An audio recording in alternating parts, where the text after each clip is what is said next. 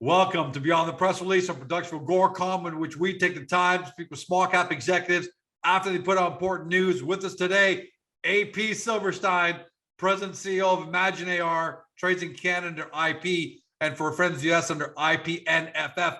For those of you new to the story, pretty simple to understand. First, as the name implies, ImagineAR is an augmented reality company. They enable businesses, so it's B2B, to create their own mobile AR phone campaigns with no programmer technology experience, and that's really important. For those of you who are asking what's AR, well, the one-liner is it's essentially a technology that lays digital images and graphics over the real world. So you use your phone, you look at the table, and you see a plate of pasta in front of you, for example.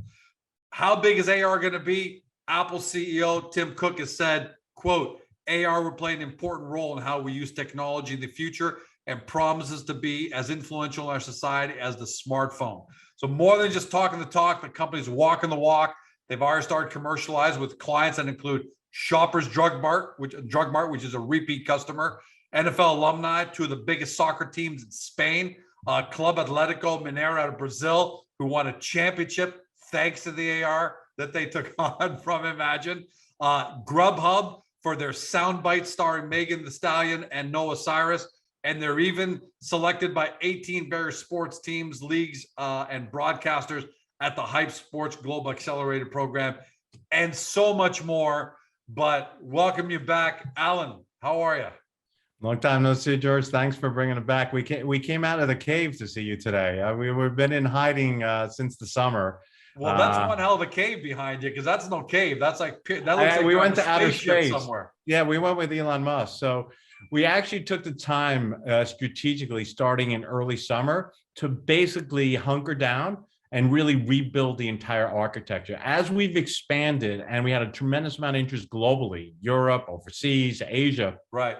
We started to get a lot more calls and interest. We realized we had to make a major overhaul to our cloud, which really is called the metaverse. If you hear metaverse is just AR cloud. People don't realize it's the same thing. It's what we've been doing for years, but we rebuilt the entire architecture really from the ground up, the complete foundation for both the SDK plugin, for our white label, for our app, and as well as for the entire cloud self-publishing CMS, and it all just got completed this month and released. So that's where you kind of see where we went through the summer and really wanted to rebuild. The tech team was working round the clock through the whole summer, not really having any days off. And we're very proud of what we come out with, because I think technology-wise, we've repositioned ourselves competitively in a major new way globally that we weren't prepared for. Initially, we didn't think there would be so much interest overseas, but also to make sure we're GDPR compliant in Europe, which is a key area, because you can't just put apps in Europe without that.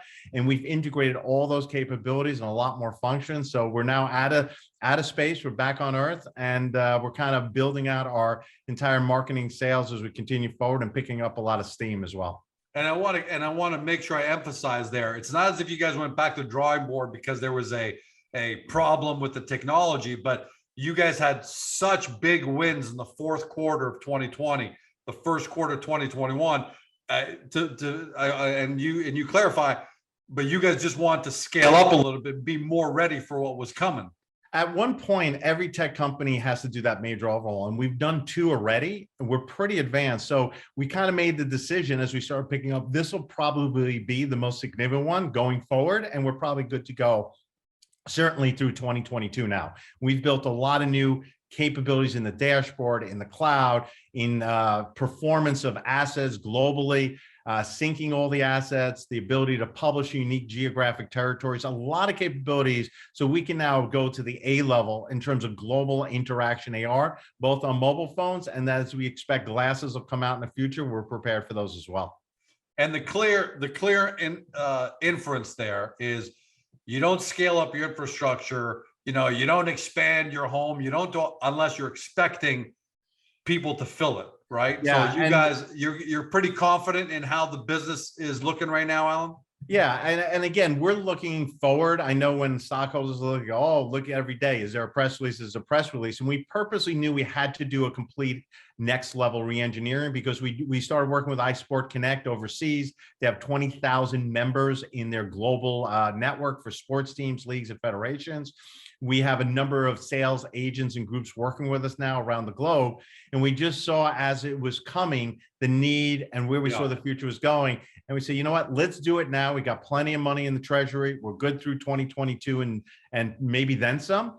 And as you mentioned, we have a lot of good successes. And Brazil, Club Athletico is the second largest Brazilian club. And they have just been getting a ton of press for what they did with us with the AR capabilities. He's joined a bunch of alliances. He's been speaking around the world at all the tech conferences, and he has put us front and center with his tokens that he's been doing as well with his NFTs. So it's kind of been cool that it's AR and his NFTs are the two things he leads to, and leads the conversations in the success he is seeing in fan engagement with measurable numbers, such as 3,000% daily increase in downloads once he loaded AR into his app. So yes, it's been great. We've been quiet purposely, but now we're coming out. And, you know, unfortunately, George might have to see me more and more as we come through this fourth quarter through the holiday season for sure, and into next year as well. Happy Hanukkah. So I know you can't be specific. I'm not asking you to be specific. How is the pipeline in the meantime? Because look, I've gone through that at Agoracom too, saying, oh my goodness, we're going so fast. We got to really beef up the tech infrastructure. And sometimes you take your eye a bit off the biz dev. You guys are a little different because you're cashed up. You got people. How does the pipeline look? And and you guys have been working on such a global scale. Is it still a global pipeline where you get It's still global. You know, I'm up at night with Australia. We've been up with India. We do UK's in the morning. We do the Middle East. It's pretty crazy. Wow. But at the same time, every week we get new inquiries. Now, obviously, you got to get them over the finish line. You got to close the deals. But it's become where, you know, AR has become more of a significant interest to figure out how to monetize versus, hey, that's kind of cool. COVID definitely sped up the adoption, and it has sped up the interest around the globe. We're actually seeing more inquiries come from overseas, but also we're breaking out of sports. And that was another reason for the re-architect, is to get us not only just in the sports and entertainment world, but moving into some of the areas which we'll address as we move forward in the future and maybe some of our interviews. But we're getting out of just that sports world, and we see a lot of other opportunities that the platform could address successfully, and we want to be the market leader in those niches as well.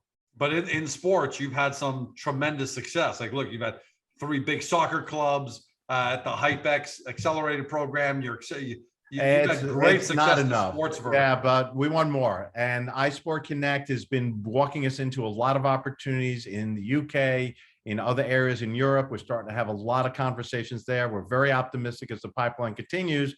And we've brought in a number of experts in these areas as well to be working with us, which we haven't announced, but have them out there working on the streets on a regular basis and bringing new leads and opportunities. So ultimately, the funnel is growing. It's a numbers game. And from the funnel, you have the sales. We're also getting involved in a lot of 2022 budget conversations with a lot of organizations who COVID got hit hard in their revenue. So they're looking to budget 2022 at this point and the plans of how to go forward. And we're seeing that we're part of those conversations as well, which again is great. We've never been in the next year conversations before. And that's important for shareholders to understand, right? Because you probably ran into that situation a number of times where George Com Industries calls up ImagineAR and says, man, we want to incorporate this.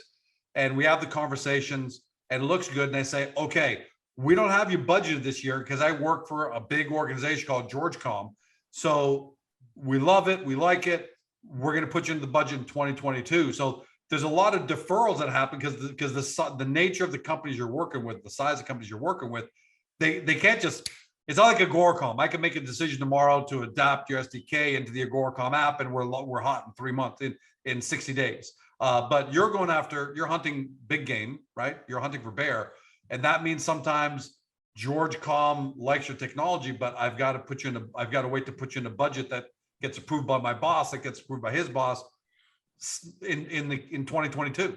Yeah, absolutely. We've moved up from the small independent sports organizations to playing in a top tier multinational organizations that have lots of departments, lots of approvals. But again, we're focused on closing the deals, but at the same time being very aggressive and expanding beyond just sports and entertainment into these big brands and organizations. And again, what's great to see, George, is as we've built out and now have delivered a completely new metaverse or AR Cloud 2.0, I mean, it's version 1.3, but it's a major upgrade.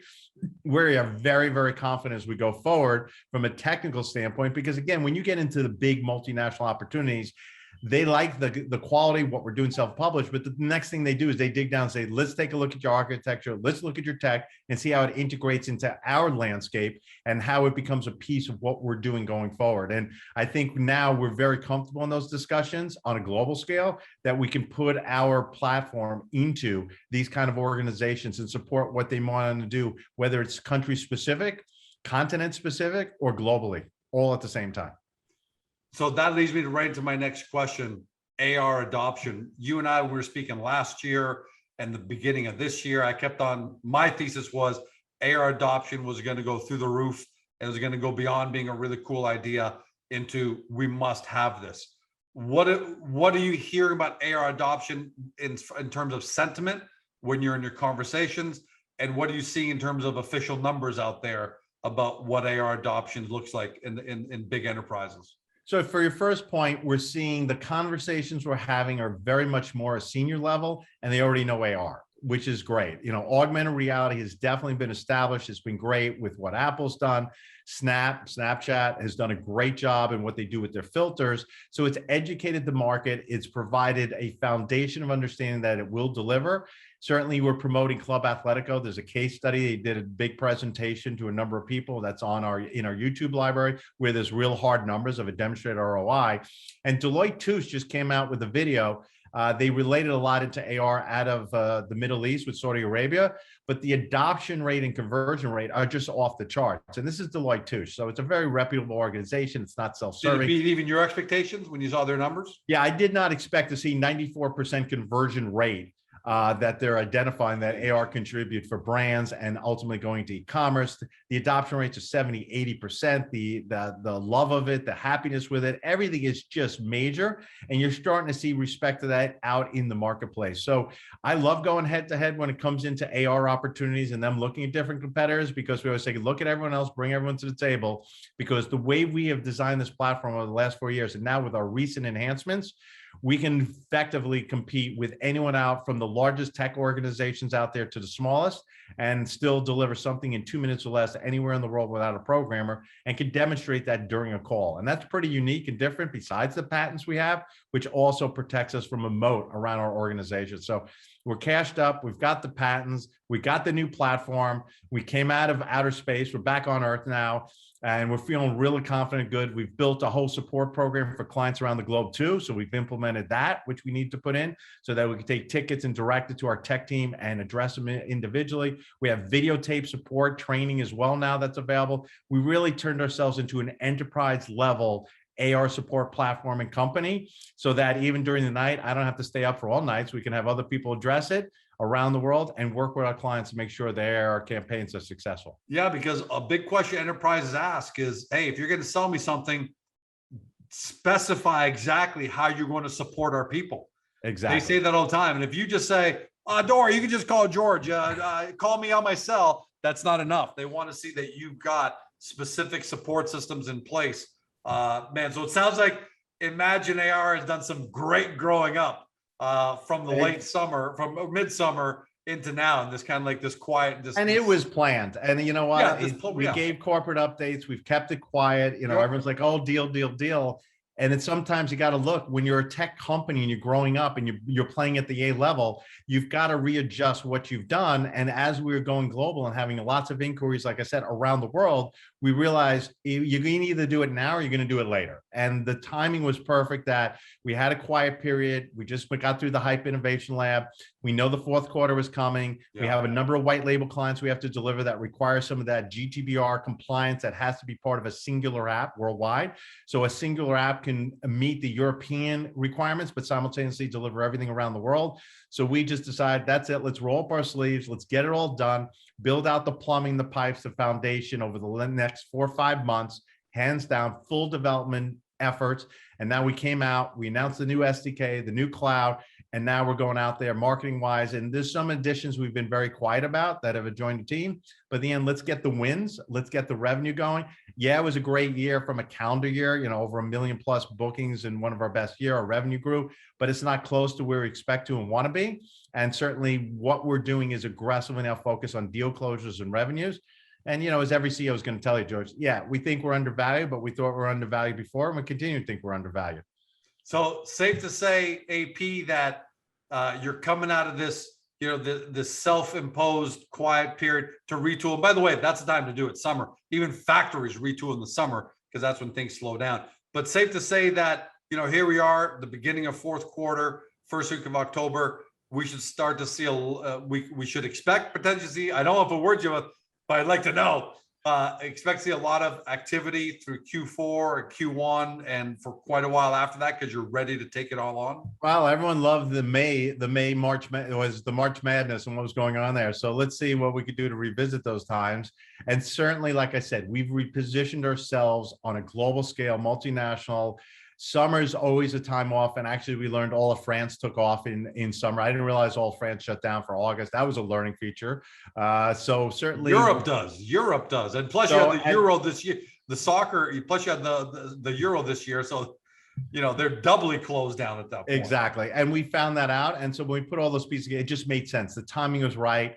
Next year you've got a lot where you got the time frame in soccer moving up. You've got the FIFA coming in towards the second half. So it just makes sense that this summer, in this past, late spring and until now, really, let's redo it now. Let's put it on so we're ready and prepared for everything we could face coming into 2022, and as well as being ready for all the major sports around the world. Again, back to sports, but also I think you're going to find some surprises as well as we go forward. Exciting, AP. I like the way you kind of, drop some breadcrumbs there, but we're going to hold you to it. But you're not saying stuff like that unless you're confident. Like I said, you had an amazing Q4, Q1 is unbelievable. It seemed like stuff was happening all the time. Just getting started, George. Devil's advocate, the big elephant in the room. You had a director who sold 5 million plus shares in the company. And typically in the small cap world, when a director sells 5 million plus shares of a company that they sit on the board for, it scares investors. And I think it scared a lot of Imagine investors. Why is this different? Why is this sale different from, George sits on your board and I decide to blow up 5 million shares versus this director? Well, again, this director, let's go back. There were 2 times when the company desperately needed funding and treasury and stepped up and helped us and was able to come in at under, the 5-cent range, give or take, for a lot of it, and has done quite well. But it's an investor, right? The group and the director represents an investor group that he owes it to his stockholders to make investments and get returns, and obviously got some significant returns.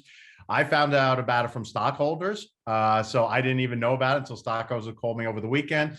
And I take it as, day to day. He's not involved in our day-to-day operations, not aware of a lot of things we're doing. Really, as an investor, made the decision for himself and his group. Doesn't impact our treasury, doesn't impact perception of business. I just spoke to him this last week as well about some of the things we're doing. He had some other ideas to contribute, but ultimately it doesn't impact. And I still have all mine. There's been rumors that, you dumped out.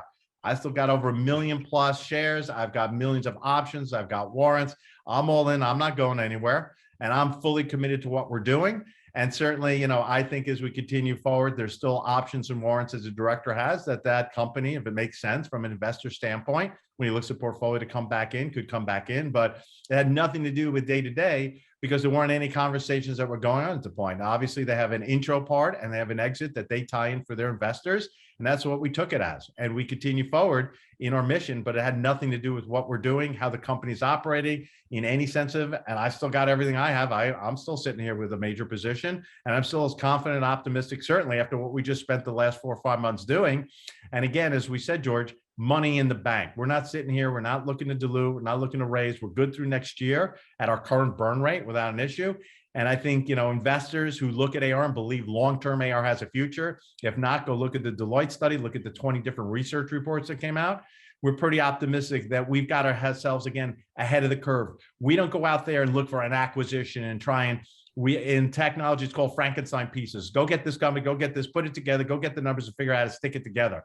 We have a unique beginning to end, completely integrated solution built for the ground up that if any time, a major player, a major corporation came in to take a look and say, let's see what's under the covers, they're going to see a very cohesive, documented, fully robust technology from beginning to end that's well thought of, strategized, and is ready to grow to forward. And that's what we've done. I'd rather do that and put the money into ourselves and bet on ourselves than go out there and start looking and say, oh, let me go get revenue. At the end of the day, you got to build something that has enormous interest in the market. And who knows, we always look who's knocking on the door, but we're going to continue to grow. And we're still, Microsoft certified AR global platform that could deliver everything today. There's not another one. I ask anyone, go look out in the market. It doesn't exist. It's still us, but now we're supercharged globally and completely compliant with EU, and very excited for the end of the year and going into 2022 for sure. AP, love the energy, man. Love the fact that you came out of your, your pyramid power, cave back there, with all kidding aside, great energy, a great explanation as to what you're doing during the quiet period, and giving us all some great anticipation of what's going to happen here in Q4 and Q1, buddy. It's going to be, like I said, let's say we're pretty optimistic. I'm not going to say anything else. Let's focus on, at the end of the day, let's look at what we accomplished, what we go over the finish line. I think, I'm expecting some surprises that we might revisit sooner than later. Nice. But we're continuing to grind it out. And the tech team, I just want to compliment them publicly as well. They have put in enormous amount of time and energy of what they've built, and we're extremely proud of what they've done, and we're excited going forward. And better to do it now than next year when all the sports come back. You've got the World Championship Soccer, you got a lot of things going on, and we're prepared now to deliver globally without having to go back to the drawing board to figure our stuff out. So it was very exciting. The SDK is great, full function scavenger hunt we built in, but we took our scavenger hunt feature and just supersized it even for integration into existing mobile apps. And Club Atletico, Felipe, he wanted to be the first. So he's already working on it. So he'll be the first one coming out with that. And we're pretty thrilled for what we got going on. And go soccer, go football. I've learned how to spell 3 different ways and say it 4 different ways as well. Buddy, I'm going to say it one way. Awesome interview. Fantastic having you here. Can't wait to have you back because I missed you. I did miss you over the summer, but I'm glad you were hunkered down, and I can't wait for you to show all of us the fruits of that labor and the success it's going to bring in the long term. Because Agoracom was never hidden the fact long before you even came on as partner what we thought about the future of augmented reality, and can't wait to see how you're going to do it, buddy. Thank you very much for your time. Appreciate your patience and waiting for us, and appreciate everyone's understanding. Look forward to coming back into the light and hopefully see you sooner or later. But I don't know if I'm going to grow that soul patch like you. I'll have to decide if it makes sense. Join the patch, buddy. I'm noticing more and more patches out there. We're getting a lot more fan mail liking this. Get a lot of fan mail liking this because you and I both have that fat jaw, right? but thanks, AP. Great seeing you, man, and can't wait to have you back. Absolutely. Thank you, George. For everybody at home, you've been watching Alan Paul Silverstein. He's president and CEO of ImagineAR, trades in Canada under IP. For friends of the US, IPNFF.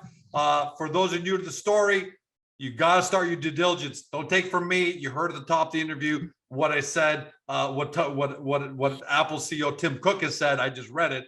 That's the future of AR. It's unstoppable. All you got to decide is whether ImagineAR is going to play a great role in that. Do your due diligence, start on Agoracom, and then from there, link over the ImagineAR site to do your second deep dive. Just don't say 12 months from now we didn't tell you so. Have a great day. See you next time. Hey guys, this video is over, but don't forget to help your company by liking it and then leaving a comment below. And then don't forget to help yourself by subscribing to our channel so you don't ever miss another great Agoracom small cap video.